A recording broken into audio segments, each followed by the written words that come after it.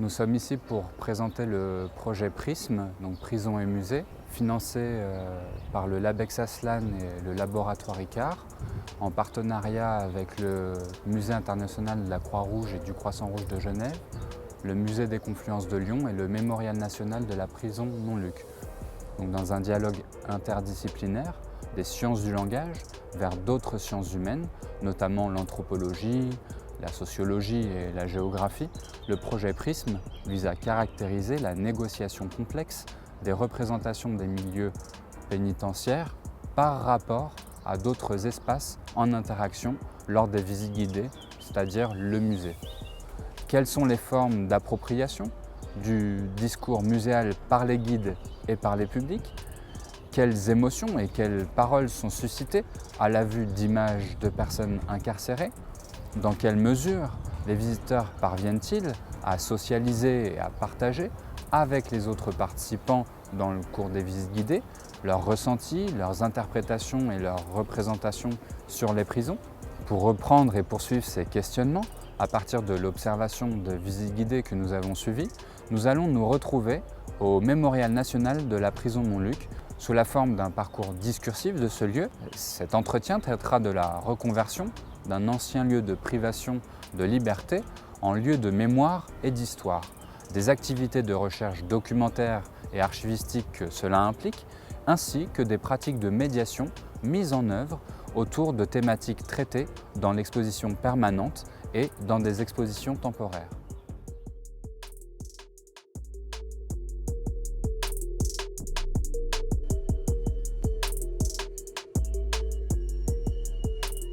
Nous nous retrouvons aujourd'hui au Mémorial national de la prison Montluc et nous sommes donc accompagnés d'Adrien Allier qui est chargé de communication et développement du mémorial.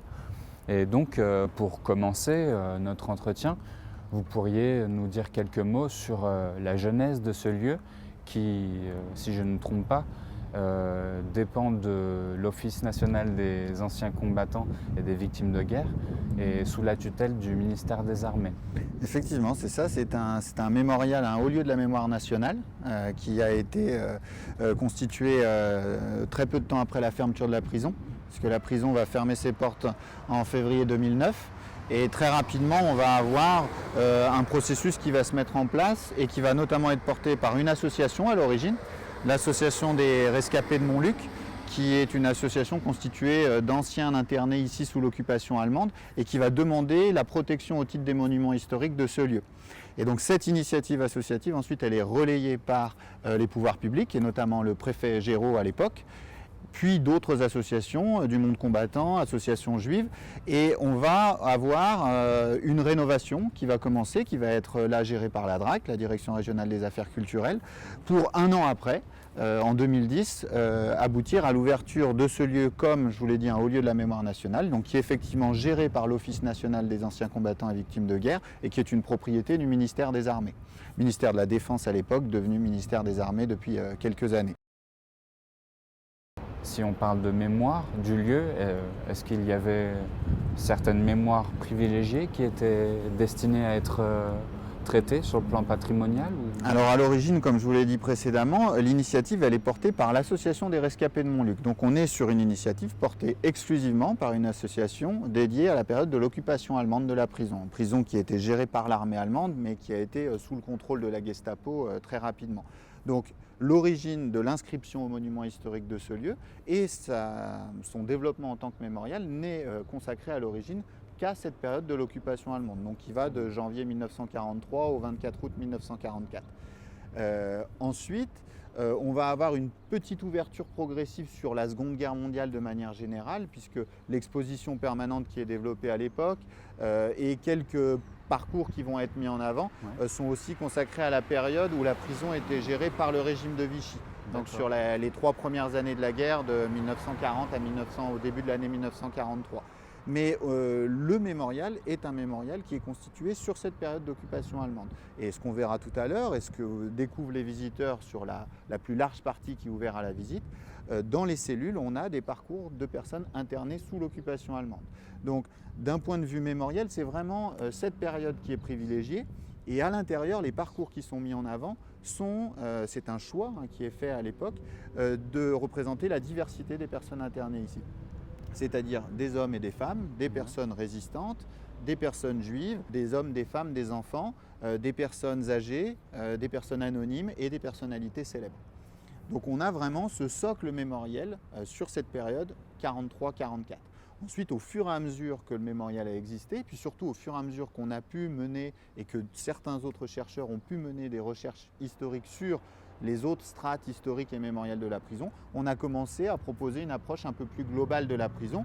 Donc là maintenant, 10 ans après l'ouverture du mémorial, clairement on propose quelque chose de beaucoup plus différent et on a surtout les outils historiques qui nous permettent de le faire de manière pertinente et rigoureuse.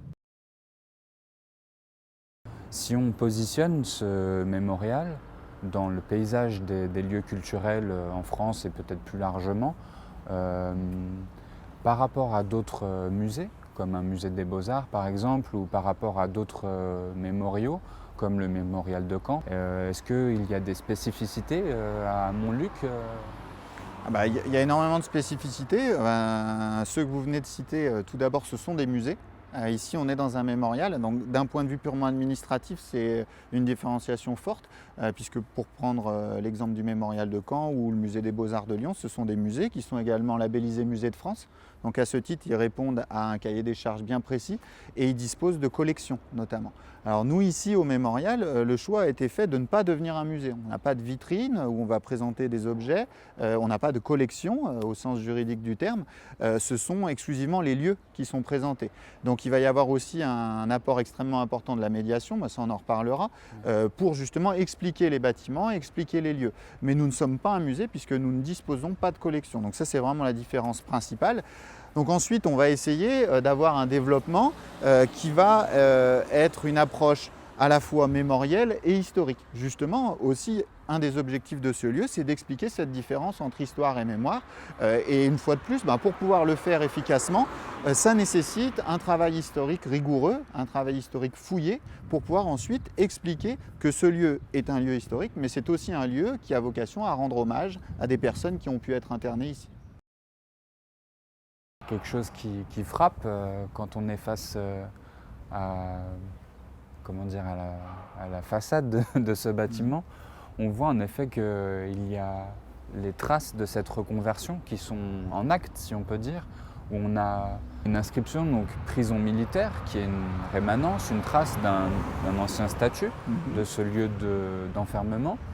Et à côté, une inscription, donc Mémorial national de la prison de Montluc, qui est son statut actuel, avec deux portes d'entrée bien distinctes. Donc celle-ci, cette porte-là pour l'entrée des publics. Du coup, dans la pratique de médiation, comment vous gérez justement ces flottements dans le fait de se dire, ici, aujourd'hui, dans la visite que vous allez suivre, les publics, vous êtes dans une prison, mais en même temps, vous êtes dans un mémorial. J'allais dire c'est très simple et c'est très compliqué parce que c'est pas quelque chose qui est venu naturellement. On a dû réfléchir à comment justement on pouvait aborder cette question, notamment vis-à-vis des publics un peu plus jeunes. Donc toute visite ici, elle commence déjà par une introduction pour expliquer ce qu'est un mémorial, notamment de questionner les plus jeunes sur ce qu'ils savent eux de ce qu'est un mémorial, quelle est l'étymologie du terme. Donc ça permet déjà d'expliquer pourquoi ils sont en train de le visiter, parce que si ça n'était pas devenu un mémorial, il ne serait pas ici. Ce serait un site qui aurait pu être détruit, qui serait devenu autre chose, qui pourrait être un supermarché, un immeuble d'habitation. Donc ça, c'est très intéressant aussi dès le début. Et puis très rapidement, lorsqu'on va rentrer dans l'approche historique du lieu, d'essayer d'expliquer que nous, on va avoir cette approche la plus, une fois de plus, rigoureuse possible. Et c'est en se démarquant de cet aspect mémoriel d'un point de vue de notre approche historique qu'on va réussir à apporter les renseignements les plus intéressants et les plus pertinents. Donc ensuite, pendant toute la visite, on a une approche qui est historique. Et ça, c'est vraiment un élément fondamental du mémorial. Depuis l'origine, c'est au cœur de notre projet, c'est que les médiateurs qui ont pu être recrutés ici, ce sont tous des historiens de formation, donc qui ont tous un Master 2 en histoire et qui, parallèlement aux activités de médiation, vont continuer à effectuer des travaux de recherche, que ce soit dans le cadre de projets pédagogiques, d'expositions temporaires, de publications historiques. Donc on a aussi une médiation qui est dispensée ici, qui a énormément évolué entre l'ouverture du mémorial en 2010 et maintenant 10 ans après.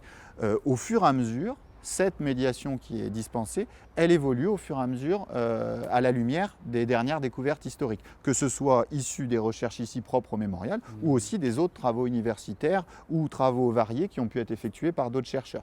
Donc ce positionnement, c'est vraiment la clé du mémorial pour avoir une médiation de qualité, évolutive et très rigoureuse.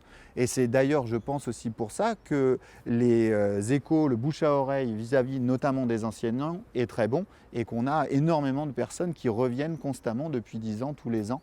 Et on a eu des retours qui sont très positifs à ce niveau.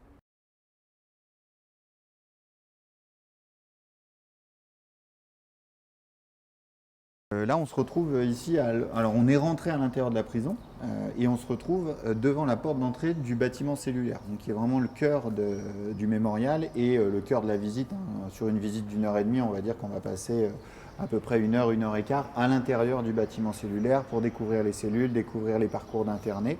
Et on est aussi généralement à l'endroit où sont données les introductions dans le cadre des visites guidées, vraiment avant de plonger dans l'histoire du lieu et donc de rentrer à l'intérieur. Donc ce lieu il fonctionne un petit peu comme un sas finalement entre le dehors de la ville et puis le début de l'exposition. De toute façon, une prison, elle est composée de sas. Et donc nous, notre souhait, ça a été de modifier le moins possible le bâtiment historique originel. Donc nous, on était tout à l'heure dans la rue. Ensuite, on va traverser un accueil. Ensuite, on va traverser un chemin de ronde. Et le chemin de ronde, c'est un endroit normalement où on ne retrouve pas de détenus. Puis ensuite, on rentre ici dans une cour qui est la cour administrative. Donc effectivement, les détenus passaient ici, mais de manière générale, ils étaient soit dans le bâtiment cellulaire, soit à l'arrière, dans les cours de promenade. Donc progressivement, au fur et à mesure qu'on arrive, on passe des couches qui vont nous permettre d'arriver sur les espaces de détention. Donc ce qui nous intéresse vraiment, l'endroit où les détenus ou les internés ont pu être enfermés selon les différentes périodes.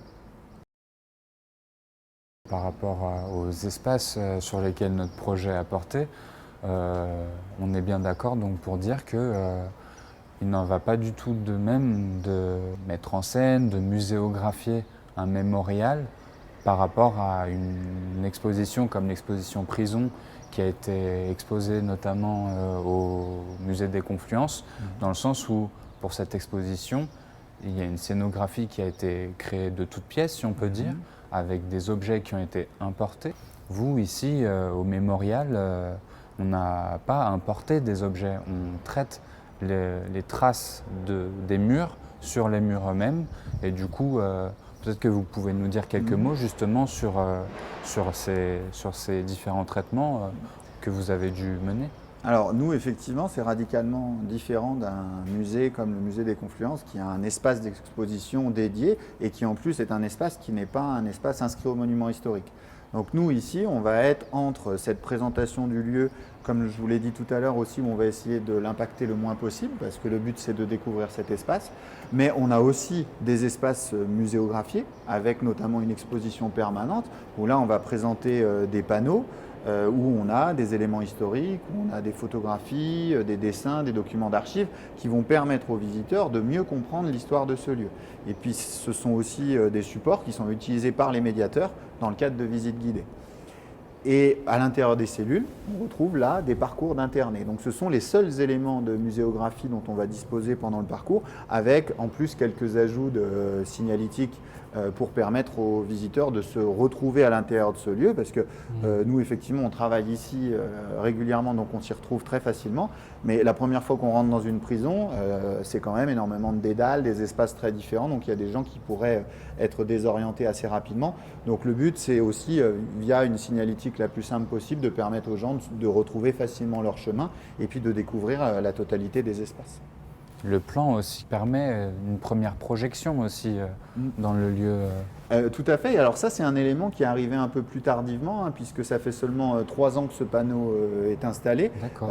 L'objectif, c'était justement, une fois de plus, tirer l'expérience des retours des visiteurs, d'essayer tout de suite à l'entrée de leur permettre de comprendre l'environnement bâtimentaire, Ouais. pour qu'ensuite ils puissent s'orienter plus facilement. Et puis en dessous, on a également intégré une frise historique qui permet d'avoir non seulement cette période mise en avant, donc la période mémorielle de la prison de l'occupation allemande, mais une entièreté de l'histoire de cette prison de 1921 à 2009.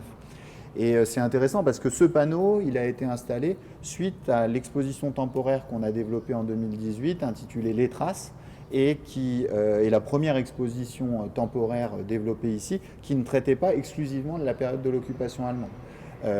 On a décidé de partir de questionnement des visiteurs. Et donc il y avait une réponse à amener. Et on s'est dit que ce serait intéressant de développer une exposition qui apportait ces réponses, mais dans un cadre muséographique. Une cloison qui a été abattue et qui laisse une trace sur un mur, c'est la trace d'un bâtiment qui a pu disparaître, un graffiti sur une porte, une fresque qui a été réalisée à une période ou à une autre, des éléments carcéraux qui ont changé. Et donc on a développé cette exposition autour de, je crois, 35 traces qui avaient été sélectionnées sur 4 thématiques principales. Les traces carcérales, donc là vraiment l'évolution de la prison, les traces mémorielles, puisque au sein même du mémorial, au sein même de la prison, on a des stèles qui sont des lieux au sein du mémorial, d'autres lieux plus mémoriels. On a des traces artistiques, j'ai notamment parlé des fresques, et puis on a également des traces qu'on a appelées clandestines. Donc ce sont ces graffitis notamment qu'on va retrouver sur les portes ou sur les murs. D'accord. Et donc cette exposition temporaire et son succès va permettre ensuite de réutiliser certains supports qui avaient été développés. Donc c'est le cas de cette frise chronologique et de ce plan. Donc par rapport à justement à cette diversité des traces, quand on parle de la prison, on a une focalisation qui est immédiate sur les prisonniers et les personnes qui sont incarcérées ici. Quand on pense à la prison, on pense à des gens enfermés. Mais il y a aussi d'autres personnes qui ont vécu dans ces lieux, qui ont travaillé ici. Et du coup, pendant les Journées européennes du patrimoine notamment, il me semble bien que pendant cet événement annuel, il y a des personnes qui étaient pas des prisonniers, mais dans anciens gardiens de prison, qui viennent ici pour raconter leur histoire, leur vécu de ce lieu-là. Et du coup, dans quelle dynamique cette rencontre ou plutôt ce retour des personnes dans le lieu s'est formé? Est-ce que c'est eux qui se sont manifestés auprès de vous? Est-ce que c'est vous qui êtes allé à la recherche, si on peut dire, de ces anciens gardiens, par exemple? C'est un peu des deux, parce qu'il va y avoir justement différents statuts selon les périodes et selon qu'on soit un prisonnier ou selon qu'on soit du personnel qui est amené à travailler, qui a été amené à travailler à l'intérieur de la prison ou qui a pu intervenir à l'intérieur de la prison, parce qu'il y a aussi le milieu associatif, des enseignants, des psychologues ou autres, qui sont des intervenants extérieurs. Pour revenir à la genèse, à l'origine, on a les anciens internés de la prison qui sont à l'origine du projet de protection. Donc dès le début, ils sont vraiment des membres actifs, ils sont partie prenante du projet. Donc ces internés sont intervenus à différents niveaux et on est toujours actuellement en lien avec certains d'entre eux. Alors malheureusement, ils sont de moins en moins nombreux du fait de leur âge avancé, mais on en a encore 2 principalement, M. Bloch et Mme Gaillard, qui viennent régulièrement témoigner, notamment devant des scolaires, et avec lesquels on a des relations très régulières et qui nous permettent, notamment pour les scolaires, d'avoir cet échange avec des anciens internés. Ça, c'est le premier point. Ensuite, on est très rapidement devenu, et ça, ce n'était pas forcément quelque chose qui avait été pensé à l'origine, un lieu référence. Et c'est pour ça que toutes les semaines, j'insiste, c'est très régulier, on reçoit soit des appels, soit des personnes qui viennent, qui sont soit d'anciens internés ou détenus, soit des membres de leur famille qui sont ici dans le cadre, soit de venir découvrir le lieu, et surtout dans le cadre d'une recherche historique. Donc nous, notre mission, c'est de les accompagner dans cette recherche.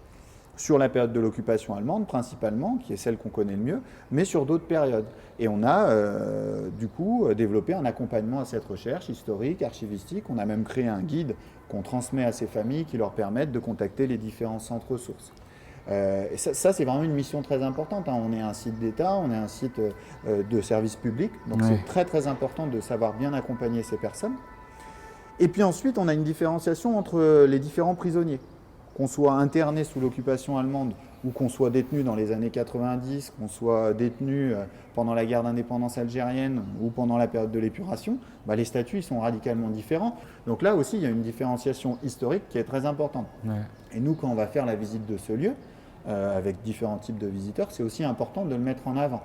On a différentes périodes, mais jamais on va les comparer. L'objectif, c'est d'avoir une approche évolutive de ce qui a pu se passer à l'intérieur de la prison. Sans hiérarchiser. Ah non, justement, c'est ne pas hiérarchiser et ne pas comparer. Une personne détenue arbitrairement, donc internée, c'est pour ça que je fais attention au terme bien sûr, interné, début, oui. une personne internée, une personne détenue, c'est-à-dire suite à une condamnation, ce sont deux choses qui sont complètement différentes. Et on va toujours avoir ici le souci de présenter l'approche judiciaire. Donc voilà pour les prisonniers de manière générale.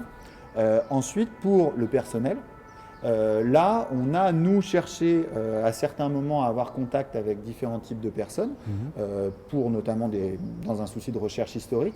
Et puis, il y en a beaucoup aussi qui se sont manifestés petit à petit de leurs propres chefs qui sont venus vers nous pour discuter. Donc, on a commencé à nouer des relations avec eux, jusqu'à les faire venir, notamment pour les Journées européennes du patrimoine. C'est le cas d'une surveillante, d'une ancienne détenue.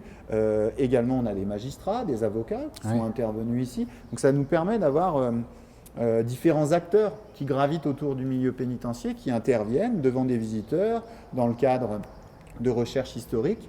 Et puis, on a aussi commencé à travailler avec des associations, notamment, qui sont liées au monde carcéral.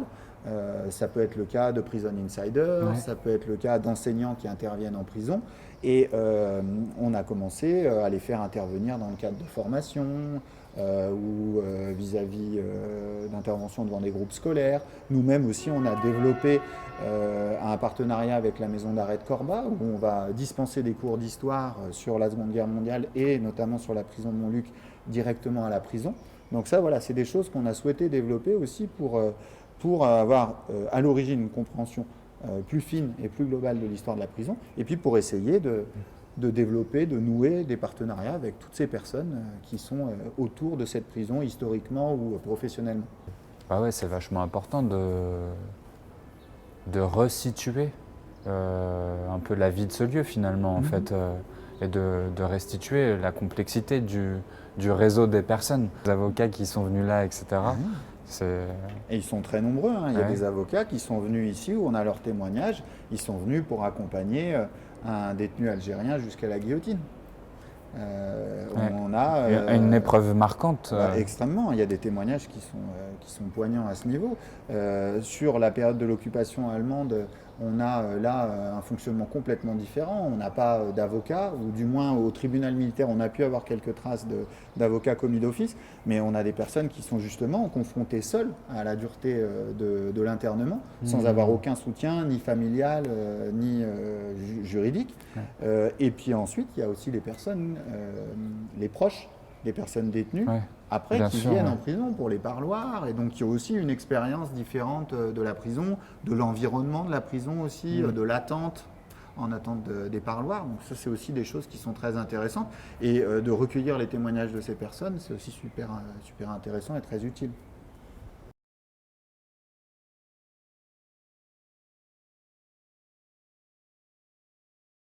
Dans le traitement, dans la médiation des récits des différentes personnes et des contre-récits qui sont en jeu, justement, comment vous arrivez avec votre propre parole individuelle à restituer cette complexité, cette diversité des points de vue, des différents acteurs, des différentes époques qui sont en jeu, et comment vous arrivez justement à, si on peut dire, à négocier et puis à jongler entre ces différentes positions et ces différentes voix, ces différentes prises de parole.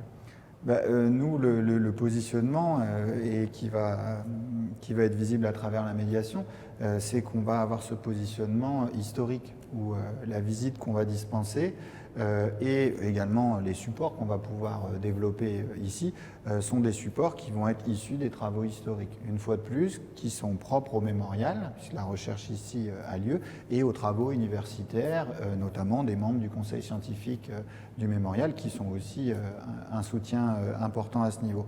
Donc nous, au fur et à mesure que cette recherche elle évolue, puis au fur et à mesure notamment qu'on met à jour des archives qui nous permettent d'affiner l'histoire de cette prison, et ben, le contenu de la visite il va évoluer. En deuxième partie de visite, on va pouvoir ouvrir sur des choses un peu plus larges et notamment sur expliquer ce qui a pu se passer une fois que la prison est libérée le 24 août 1944. Et donc là, rentrer sur des strates historiques et mémorielles qui vont être différentes, également très lourdes, puisqu'on a ici des collaborateurs, des criminels de guerre qui vont être détenus jusqu'en 1956-1957, qu'ensuite on rentre dans la période de la guerre d'indépendance algérienne, qui est aussi une période assez sensible, et puis ce site a été très important à cette période. L'objectif, c'est qu'ici on est sur un site historique, donc on le présente de sa construction à sa fermeture en février 2009. Puis ensuite, on a d'autres, notamment pour les scolaires, d'autres éléments qui nous permettent de rentrer plus profondément sur certains sujets, notamment à l'aide des ateliers pédagogiques, où là, les médiateurs, sur un sujet particulier, sur la justice, sur les personnes fusillées ou exécutées, sur la Shoah, sur la résistance, sur les juridictions d'exception, notamment utilisées après-guerre, sur le cinéma également, sur des thématiques comme ça, on va pouvoir rentrer un peu plus en détail et proposer quelque chose d'un peu plus large. Un film a été tourné ici, en effet. Alors, il y a eu plusieurs films tournés ici. Il y en a deux qui sont particulièrement connus. Un où en fait les scènes sont très courtes, c'est Lucie Aubrac, mais c'est surtout le film Un condamné à mort s'est échappé, oui, qui est tourné ici même à l'intérieur de la prison en 1956. Et ça, c'est exceptionnel parce que au-delà de la qualité cinématographique du film, qui a le prix de la mise en scène à Cannes, qui a été un succès public et critique, c'est que Robert Bresson et André Devigny, donc la personne qui s'est évadée, qui travaille à l'époque au ministère des Armées, au ministère de la Guerre, vont réussir à obtenir le transfert total de tous les détenus de la prison pendant 15 jours pour que le tournage du film ait lieu ici à l'intérieur. Donc on a un film d'1h50 qui est tourné ici, mais toutes les images de ce film, toutes les archives liées à ce film deviennent aussi des archives permettant la compréhension de la prison, puisqu'on est ici sur un lieu dans lequel les prisons, les photographies, les vidéos sont interdites. Et bien là, on se retrouve avec 1h50 de film sur un lieu qui en plus avait été très très peu remodelé en 1956 par rapport à son état d'origine qui était le même à la sortie de la Seconde Guerre mondiale. Donc ça, c'est aussi un support historique très intéressant et qu'on utilise de manière régulière. On avait notamment organisé une projection en plein air du film dans la cour qui permettait de voir le film avec sur les toits l'endroit où André Devigny. Exactement. En plus de ces différents matériaux, des récits d'anciens détenus et d'anciennes personnes qui ont pu travailler là, des avocats, etc., vous avez aussi une collaboration, ou en tout cas des relations privilégiées aussi avec les archives départementales du Rhône qui sont là à côté. Du coup, ces archives, ce sont des lieux où vous allez puiser, chercher, enquêter à la recherche d'un matériau, de sources qui vont vous permettre d'augmenter et d'affiner votre discours de médiation auprès des publics, votre compréhension du lieu et des différentes personnes qui ont pu être là, etc. Mais aussi, est-ce que, vous me direz, est-ce qu'il y a un sens inverse, si on peut dire, une dynamique inverse, où, par exemple, les récits des personnes qui ont été là, est-ce que, par exemple, il y a des formes de collecte peut-être qui sont faites et qui vont ensuite être reversées dans le fonds documentaire et archivistique des archives départementales? Effectivement, sur le premier point, nous, on travaille énormément avec les archives départementales du Rhône parce que depuis quelques années, elles sont installées à proximité avec un bâtiment tout neuf et des conditions d'accès et de consultation qui sont vraiment extraordinaires. On entretient de très très bonnes relations avec le personnel et notamment la direction des archives et on a pu mettre en place même une convention qui nous permet d'avoir, au-delà de ces très bonnes relations, des échanges beaucoup plus complets, la possibilité de récupérer des fonds, des numérisations plus rapides, et puis aussi de bénéficier de l'aide du personnel des archives qui connaissent extrêmement bien les fonds. Et puis de l'autre côté, nous aussi on va les aider puisque sur le développement d'ateliers pédagogiques, notamment sur la période de la Seconde Guerre mondiale et sur la prison Montluc, et là on a pu leur apporter aussi notre expertise. Donc il y a un échange de bons procédés entre nos deux structures. Et bien évidemment, aux archives départementales, on a des centaines de fonds qui concernent l'histoire de cette prison.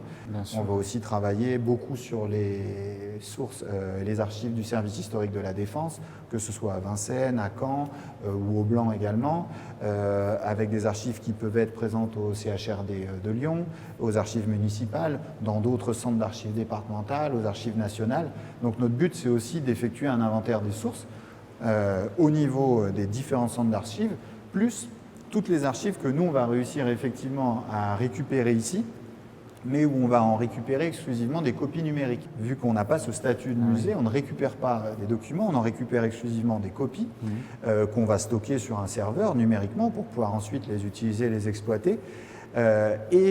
Ensuite, ces documents nous permettent, nous, grâce à nos recherches, de trouver et d'identifier d'autres documents pour leur transmettre. Et ensuite, d'autres demandes d'autres personnes vont pouvoir être complétées par ces archives qu'on a réussi à recueillir. Par contre, l'archive physique, effectivement, on peut les réorienter vers les archives départementales, ce qu'on peut faire sur des gros fonds d'archives importants, administratifs, mais souvent on a des familles qui veulent déposer des fonds un peu plus globaux, avec par exemple une veste de déporté, un objet, ce genre de choses. Des lettres, donc des supports très variés. Donc là, c'est plutôt vers le Centre historique de la résistance et de la déportation de Lyon, qui est un musée de France, et qui là va pouvoir garantir la pérennité de ces objets et les intégrer à leur collection. Oui, du coup, il y a une véritable complémentarité institutionnelle, en fait, sur le plan macro, si on peut dire. On essaye. Alors effectivement, on a des structures qui dépendent de tutelles différentes. Nous ici, on est au ministère des Armées, géré par l'ONAC.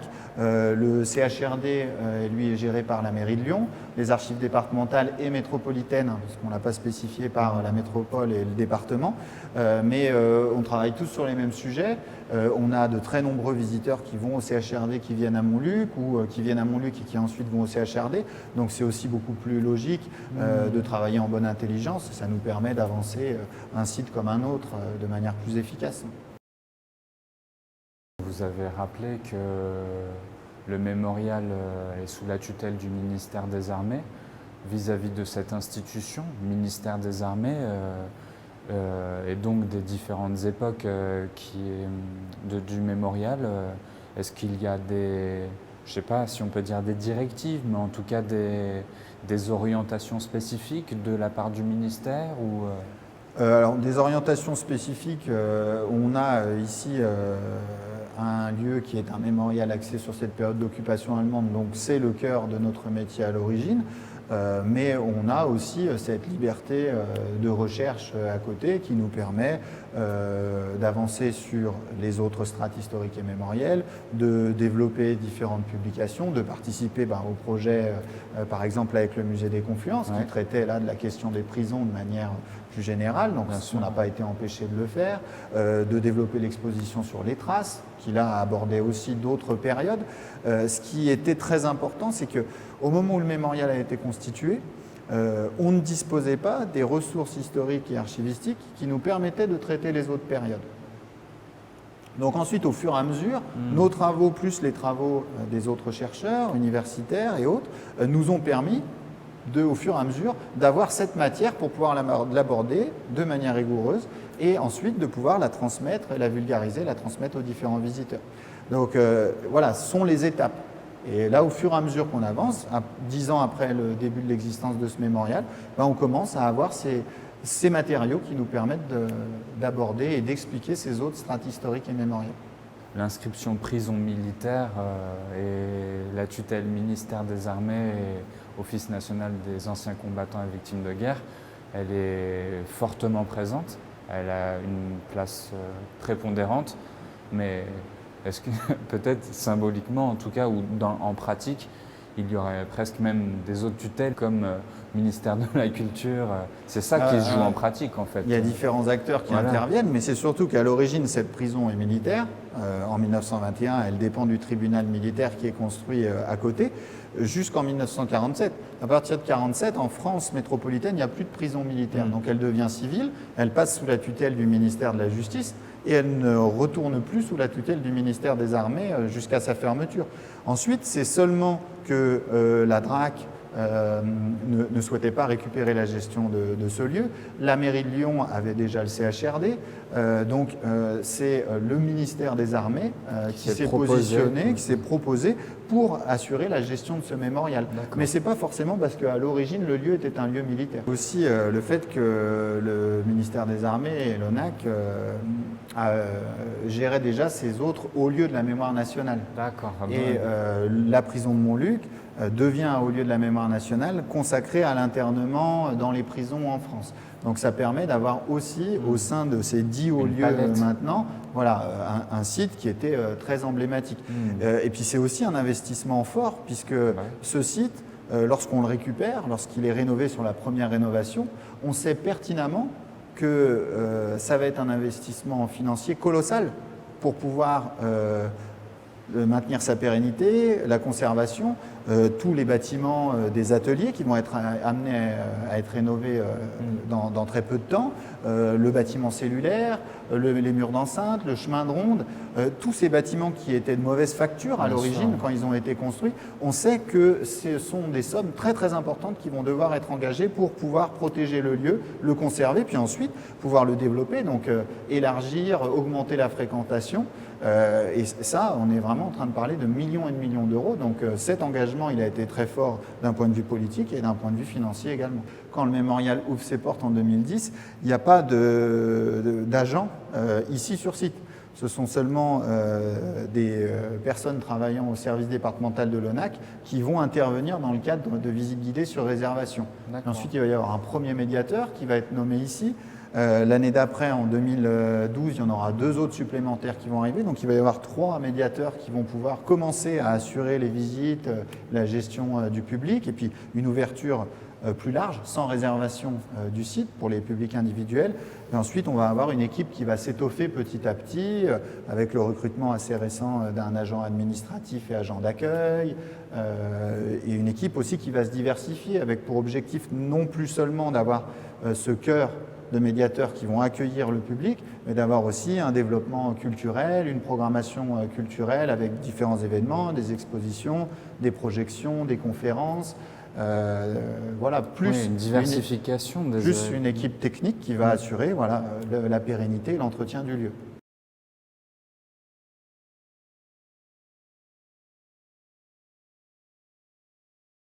Comme vous le disiez tout à l'heure, Adrien, vous avez des partenariats avec le musée des Confluences. Vous avez notamment constitué des parcours de visite en duo auprès de publics scolaires, des lycéens, où le matin, une visite était faite de l'exposition Prison au-delà des murs, et puis l'après-midi, dans la même journée, une visite, un parcours du mémorial. Quelque chose donc qui est un dialogue entre des lieux, entre des traitements. Au musée des Confluences, plutôt une approche anthropologique, sociologique. Ici, plutôt une approche historiographique avec le mémorial. Et du coup, dans l'exposition Prison, il y a une phrase qui ouvre le parcours qui est « C'est nous qui punissons ». Et donc cette phrase, elle est là pour interpeller le public, les visiteurs sur leur responsabilité en tant que partie prenante du système judiciaire, pénal, et donc de la responsabilité qu'on a en tant que citoyen à enfermer des personnes. Et ici, plutôt du coup, au mémorial, on semble dans une autre approche que celle donc ancrée au présent, une approche qui est plutôt donc de mémorial, donc tournée vers le passé. Et du coup, on voulait vous soumettre une réflexion qui est celle de penser justement du coup la place de ce mémorial dans la trame urbaine, dans la ville, qui est donc un lieu qui existe encore, qui vit encore, qui n'est plus une prison, mais qui pourtant a une charge symbolique forte encore dans l'espace géographique lyonnais et plus largement, comme un lieu qui est ancré dans la trame de la ville, un lieu privilégié justement pour symboliser cette réflexion à mener sur le rôle des citoyens dans la cité, dans les pratiques d'enfermement. Pour moi, je pense qu'il y a 2 points importants. Effectivement, c'est nous qui punissons, c'est un élément important, mais ça ne concerne pas forcément toutes les personnes qui sont passées à Montluc. On l'a déjà évoqué tout à l'heure. Une personne qui a été internée ici sous l'occupation allemande, elle n'est pas le fruit d'une décision judiciaire. Et ensuite, pour beaucoup d'autres personnes passées à d'autres périodes, ce sont aussi des personnes victimes de juridictions d'exception. Donc là, on est sur un statut qui est différent et nous, notre objectif, c'est de présenter ce statut différent, d'expliquer ce qu'est une justice d'exception, en quoi justement elle est différente et en quoi elle est dangereuse, et d'expliquer aussi ce qu'est l'internement via des régimes totalitaires, que ce soit le régime nazi ou le régime de Vichy sur cette période. Donc effectivement, on l'a déjà évoqué aussi tout à l'heure, les situations elles sont très différentes. Un détenu condamné par une juridiction civile après, dans les années 70, 80, 90, n'est pas du tout dans une situation radicalement différente de ce qu'on a pu connaître sur la Seconde Guerre mondiale. Par contre, dans cette ouverture, dans cette volonté d'ouverture aux visiteurs de la compréhension de la prison et de la compréhension globale, lorsqu'on arrive sur la fin de la visite, justement, on parle de cette détention contemporaine. On arrive sur des espaces où on explique que ces espaces dont on parle, ces cellules dont on parle depuis le début, elles sont toujours utilisées jusqu'en 97. Donc là, dans ces cellules de 4 mètres carrés, avec un seau pour faire ses besoins, en 97, vous aviez encore des détenus qui étaient enfermés ici. Et donc ça donne une idée de la réalité de l'enfermement en France, des conditions de détention. Et puis ensuite, l'autre aile qui n'est pas encore ouverte au public, mais là, dans le cadre de ce partenariat avec le Musée des Confluences, on a pu y aller. Pour les Journées européennes du patrimoine, c'est un espace qui est ouvert aussi. On a des cellules qui sont certes un peu plus grandes, mais lorsqu'on met en perspective le nombre de personnes qui ont pu être détenues ici, les conditions, ça permet de toucher à la réalité de l'enfermement. Et ça permet aussi, et c'est notre objectif sur ce genre de projet, de déconstruire l'idée que énormément de Français se font du fonctionnement et du monde carcéral en France. Ça, nous, on y est confrontés tous les jours dans le cadre de visites. On a énormément de remarques, notamment des remarques sur le confort dans les prisons, sur la télévision, la console, ce genre de choses qui reviennent constamment. Donc nous, c'est d'essayer de mettre face à la réalité, d'essayer d'expliquer en fait ce fonctionnement, la situation des détenus, la détresse, la surpopulation carcérale. Et ça, c'est un lieu qui est incroyable pour ça, puisque normalement les prisons on ne les visite pas, à moins d'y être détenu ou d'y travailler. Et là, on a une prison qui a fermé il y a un tout petit peu plus de 10 ans et qui, pour certains espaces, est à l'image de ce qu'on peut encore malheureusement retrouver en France dans le milieu carcéral. Et notamment cette question de la surpopulation, là on la touche. Donc on permet aux visiteurs de se rendre compte de ce qu'est réellement cette surpopulation et puis de préciser les chiffres aussi, ça c'est important.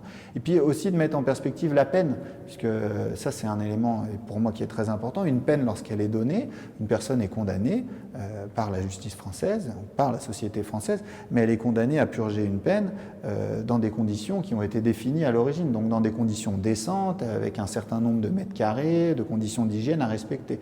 Donc quand ces conditions ne sont plus respectées, ça remet en question aussi la peine. Et donc ça, c'est des éléments sur lesquels on insiste, et puis le bâtiment en soi est juste parfait pour ça. Et ensuite, on utilise aussi d'autres moyens pour permettre à ces gens de le comprendre. Et c'est pour ça qu'on a notamment ce kakémono derrière, c'est que via des partenariats, et notamment dans le cadre de notre programmation culturelle, on réussit à permettre, notamment à des artistes, on leur offre la possibilité de travailler sur la prison, que ce soit la période de l'occupation allemande ou plus largement sur l'histoire après-guerre. Et donc là, on a développé un partenariat avec l'école Émile Cole qui, sur des étudiants de différentes années, ont travaillé à réaliser des kakémonos, des gravures et des bustes qui ont été présentés ici à partir de septembre de l'année dernière. Donc là, l'exposition est prolongée jusqu'au 31 juillet et qui permettent de voir ce qu'un artiste va lui penser de ce lieu, comment ce lieu va l'inspirer. On a eu aussi Nicolas Dauban qui est intervenu à plusieurs fois ici sur le site et qui est encore en train de travailler en projet avec nous sur d'autres partenariats. Et là, une fois de plus, cette programmation culturelle, l'intervention d'artistes, l'intervention d'acteurs extérieurs permet de proposer des approches différentes. Nous, c'est ce qu'on essaye de faire. Et ces approches permettent de parler de cette prison globalement, une fois de plus. Le global, c'est le maître mot, c'est d'essayer de la présenter de la manière la plus efficace, la plus pertinente possible. Et la plus rigoureuse possible aussi, j'insiste là-dessus. Au début, on a parlé de l'ambiguïté entre prison et musée, si on peut dire. Là, c'est une autre ambiguïté. C'est un lieu de justice où on enferme des gens parce qu'ils n'ont pas respecté la loi et un lieu d'expérience traumatique. On est marqué à vie par un passage ici. Du coup, oui, j'ai purgé ma peine, mais en fait, je la purge toute ma vie parce qu'elle me poursuit toujours, pour toujours, si on peut dire. Depuis un point de vue extérieur, depuis les citoyens, où on va dire il l'a mérité, la personne qui est là, elle a mérité. La question, c'est de savoir si le parcours physique donc des visiteurs, personnel, incarné, du mémorial, il ne permet pas justement de rebattre en brèche cette conception punitive de l'enfermement. En fait, ce traumatisme, pour moi, il est différent du mérite, entre guillemets, par rapport au mot que vous utilisiez. La peine, elle est méritée. On l'a dit, cette peine, elle est imposée par la justice. C'est une décision de justice de la société française. Donc, par principe, elle est méritée. En tout cas, elle est décidée par une justice dans un régime démocratique. Mais ça ne veut pas dire qu'on mérite le traumatisme. Le traumatisme, il est surtout lié aux conditions de détention. Et puis, de toute façon, ce traumatisme, les conditions de détention, l'enfermement, l'isolement, va théoriquement, si il est couplé à une logique de réinsertion, permettre de ne pas avoir une volonté de retourner à l'intérieur. Donc, pour moi, ce traumatisme, c'est pas quand on entend des personnes parler, ce n'est pas le traumatisme qui est mérité, c'est la peine. Effectivement, là, sur ce principe, je pense que c'est difficile à débattre, mais la peine, elle est en tout cas décidée d'un point de vue judiciaire. Et une fois de plus, ici à Montluc, il y a différents statuts, différents types de personnes. Il y a des personnes qui sont passées ici, elles ne méritent ni la peine, si on tentait qu'on puisse parler de peine, ni le traumatisme, parce qu'ils sont, une fois de plus, enfermés arbitrairement. Et c'est tout l'objet de cette prison, selon les périodes, selon les personnes, on a des statuts radicalement différents, des juridictions ou une absence de juridiction. On a des hommes, des femmes, des personnes qui ont commis des délits, des crimes. Donc toutes ces situations, elles sont radicalement différentes. C'est notre objectif de l'expliciter. Et c'est aussi pour ça, et c'est quelque chose qu'on avait dit au début, c'est que les médiateurs ici sont tous des historiens de formation qui vont s'attacher à toujours présenter de manière rigoureuse des faits historiques et au fur et à mesure de l'évolution qu'on a pu avoir. Donc on va avoir une explication de la période de la Seconde Guerre mondiale, de l'occupation allemande, et quand on va partir sur la détention contemporaine, c'est aussi une période sur laquelle nous on a fait un travail, notamment au niveau des archives nationales, qui nous ont permis d'obtenir la matière pour comprendre le fonctionnement de la prison sur cette période et discuter avec des acteurs du monde pénitentiaire, que ce soit associatifs, des enseignants, des psychologues, des surveillants, des personnes de la direction. Et ça, ensuite, ça nous permet, dans le discours de médiation, de pouvoir le rapporter de manière beaucoup plus dépassionnée et rigoureuse, une fois de plus. Je vous remercie, Adrien, pour cet échange riche, dense et puis rigoureux aussi. Merci à vous. Nous aurons l'occasion, en effet, de prolonger, de poursuivre les différents éléments qu'on a discutés ensemble aujourd'hui pendant la table ronde qu'on organisera dans la journée d'études qui portera sur les images libérées de l'enfermement. J'aurai grand plaisir à y participer et à répondre à d'autres questions à ce sujet.